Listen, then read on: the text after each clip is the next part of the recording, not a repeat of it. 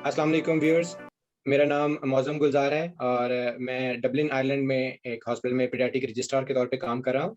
और आज इस वीडियो सेशन का जो हम टॉपिक है वो है ऑटिस्टिक स्पेक्ट्रम डिसऑर्डर्स या ऑटिज़्म। सवाल है कि क्या इस बीमारी का जिन और आसेब के किसी साए से उस वो भी कोई ताल्लुक होता है इसका? पाकिस्तान में जैसे कुछ लोग इस तरह की शुबात में पढ़ के फिर वो बच्चों को किसी दम वाले के पास या जिन निकालने वाले के पास ले जाते हैं। वहाँ कई दफ़ा बच्चों को मारा-पीटा भी जाता है जिन निकालने के लिए, जो कई दफ़ा बहुत ज़्यादा खतरनाक भी साबित हो सकता है। तो इसके बारे में प्लीज़ थोड़ा-सा गाइड कीजिएगा। ये लोगों की तहमत हैं, इसमें कोई रियलिटी नहीं है, क्योंकि अगर यही सारे जो ये लोग इतना अपना टाइम उस पे ज़ाया करते हैं कि बाबा के पास जा रहे हैं, जी, फिर अक्सर जिनके पास ज़्यादा पैसे होते हैं, तो वो कोई मसाज थेरेपी कर रहा है, कोई कायरोप्रैक्टर के पास जा रहा है, कोई हाइपरबारिक ऑक्सीजन कर रहा है, कोई स्टेम सेल्स थेरेपी कर रहा है। So there is no evidence they are actually harmful to the child. उतना पैसा ये लगाते हैं इन चीज़ों पे। अगर वही पैसा अगर ये लोग अपने बच्चे की सही education, speech and language, books उनके लिए लें, या जिन बच्चों को कंप्यूटर अच्छे लगते हैं, वो या उन चीज़ों पे अगर पैसे लगाएँ तो that's more fruitful rather than taking them to somebody कि भई वो उसका जिन निकालें। There is nothing else going on कि अब ये बच्चे अक्सर और बच्चों से ज़्यादा ज़हीन होते हैं। जी। They are very good in maths, they are very good in art, इनकी जो है ना वो कैलकुलेटिव पावर जो है वो बाकी बच्चों से बहुत अच्छी होती है। तो अगर हम है कि बहुत सारी चीज़ें खुराक का भी मसला हो सकता है, एपिलेप्सी का भी मसला हो सकता है, वैसे साइकोलॉजिकल मसले होते हैं बच्चों को।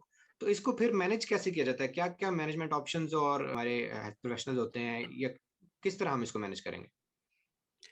अच्छा, जिन कंट्रीज में रिसोर्सेज नहीं है तो वहां हमें जो है ये सोच के कि हमारे पास रिसोर्सेज नहीं है तो इनका कोई इलाज ही नहीं हो सकता, ऐसे हमें नहीं सोचना चाहिए।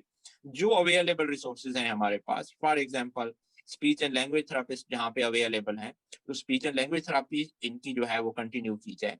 जहाँ पे स्पेशल स्कूल्स या यूनिट्स अवेलेबल हैं और कुछ टीचर्स जो हैं वो इसका एक्सपीरियंस रखते हैं इन बच्चों को सपोर्ट और केयर देने के लिए, उनकी फैसिलिटीज ली जा सकती हैं। फिजियोथेरापी अब बहुत एस्टेब्लिश्ड हो गया है पाकिस्तान में।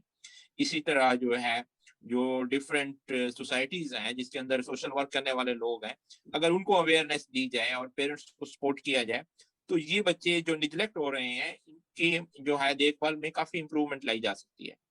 ठीक, ठीक, थैंक फिर यू। जो स्पेसिफिक एरियाज आ जाते हैं मेडिकल से रिलेटेड, फॉर एग्जांपल अगर किसी बच्चे को एपिलेप्सी हुई है तो उसको उसी के मुताबिक फिर उसकी फर्दर इन्वेस्टिगेशन, उसकी ईईजी होनी है उसकी। इन बच्चों में एक और चीज होती है कि ये स्टेरिंग एपिसोड्स, जिसको हम मेडिकल की टर्म में एब्सेंस सीजर कहते हैं, ये उस तरह का एटीट्यूड रखते हैं, बिहेवियरल इनके अंदर प्रॉब्लम होते हैं, जो कि सीजर नहीं होते लेकिन लगता ऐसे है कि जैसे बच्चे को एपिलेप्सी है। तो रूटीनली इनके जो है हम ईईजी नहीं कराते हैं, रूटीनली कोई और टेस्ट नहीं कराते। लेकिन अगर किसी भी बच्चे में हमें क्लिनिकल फाइंडिंग और ऑब्जर्वेशन के बाद हमने उसकी डायग्नोसिस अगर कर ली है, तो मिनिमम लेवल पे जो हम टेस्ट कराते हैं, तो उसमें जेनेटिक टेस्ट, आजकल उसको माइक्रो एरे कहा जाता है, जो भी कॉमन स्क्रीनिंग टेस्ट समझा जाता है, और फ्रेजाइल एक्स, ये दो टेस्ट जो है जेनेटिक टेस्ट में हम लोग करते हैं। और डिफरेंट स्टेटिस्टिक्स में ये भी चीज आई है कि ऑलमोस्ट 5% बच्चों में मेटाबॉलिक डिसऑर्डर्स हो सकते हैं। तो रूटीन में आप जो है प्लाज्मा इम्यूनो एसिड्स, यूरिन के अंदर ऑर्गेनिक एसिड, अमोनिया, ये बेसिक टेस्ट कर सकते हैं। उस सूरत में अगर आपको बच्चे के क्लिनिकल फीचर्स ऐसे लगे कि इसको कोई मेटाबॉलिक डिसऑर्डर हो सकता है, फॉर एग्जाम्पल जो मेरे डॉक्टर कुलीग्स हैं जो मेरी बात सुन रहे हैं, अगर उनके अंदर डिफरेंट ऑर्गेनोमेगेली है, फेशियल फीचर उनके सस्पेक्ट करते हैं, बच्चे को उसकी टोन कम है और शुगर उसकी लो हो रही है, छोटे मोटे इन्फेक्शन से जो है वो बार बार वोमिटिंग करता है, तो ये डिफरेंट फीचर्स इंडिकेट करते हैं मेटाबॉलिक डिसऑर्डर्स की तरफ। इस सूरत में हमें मेटाबॉलिक जो है स्क्रीन करना चाहिए, अदरवाइज इसकी यील्ड नहीं है। सिमिलरली रूटीन एमआरआई का भी कोई फायदा नहीं है अगर हम सस्पेक्ट नहीं कर रहे कोई अदर सिंड्रोम या कोई अदर न्यूरोलॉजिकल डिसऑर्डर, तो रूटीन एमआरआई का भी फायदा नहीं है। कम्युनिटी पीडियाट्रिशियन हो, न्यूरो डिसेबिलिटी वाला हो, जो भी हो, any doctor can do this. ठीक हो गया? अगर स्पीच एंड लैंग्वेज इसमें हो, ओटी हो इसमें, पेरेंट्स इसमें शामिल हो, ठीक है? अगर इस बच्चे की हियरिंग हमने टेस्ट करनी है, स्पीच डिले, तो वो अगर इसमें शामिल हो, ठीक है? और डाइटिशियन अगर अवेलेबल है तो that is important, social worker अगर अवेलेबल है, so that's a big team that can improve in achieving these goals. और आउटकम उन बच्चों का अच्छा होता है जो अर्ली इंटरवेंशन जिसकी शुरू होती है at a very young age. अब फर्ज करें इस बच्चे को अब 18 मंथ्स पे इसके अम्मा वाले क्या है कि भाई ये इसको ये सारी चीजें हैं, यू सस्पेक्ट कि इसको ऑटिज्म चल रहा है भाई, तो you try to organise all these, but अम्मा पापा को समझाएं कि भाई these are the areas you can help your child with, अगर ये सर्विसेज हैं तो ये आप अवेल करो, try to find the right availability of the services for your child, तो यही सारी चीजें।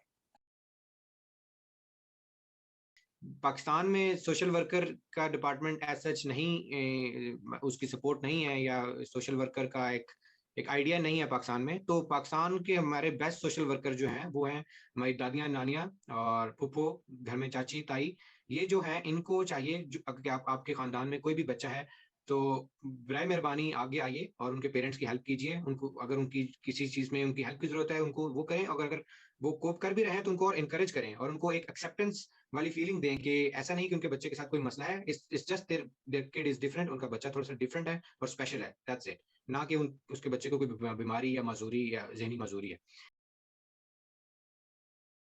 कि अवेयरनेस, एक्सेप्टेंस, पेरेंट्स को भी इसमें शर्माना नहीं चाहिए, अपने आप को गिल्टी नहीं फील करना चाहिए। ये उनके किसी भी फॉल्ट की वजह से बच्चों में ये मसला नहीं हो रहा, ना उनकी तरबियत की वजह से बच्चे में ये चीज़ें हो रही हैं। इन बच्चों के अंदर जेनेटिकली जो है वो पोटेंशियल ऐसा है कि इन 3 एरियाज में ये बच्चे डेफिशिएंट हैं, सोशल इंटरेक्शन में, अपनी कम्युनिकेशन में और अपने बिहेवियर और एटीट्यूड में। और फिर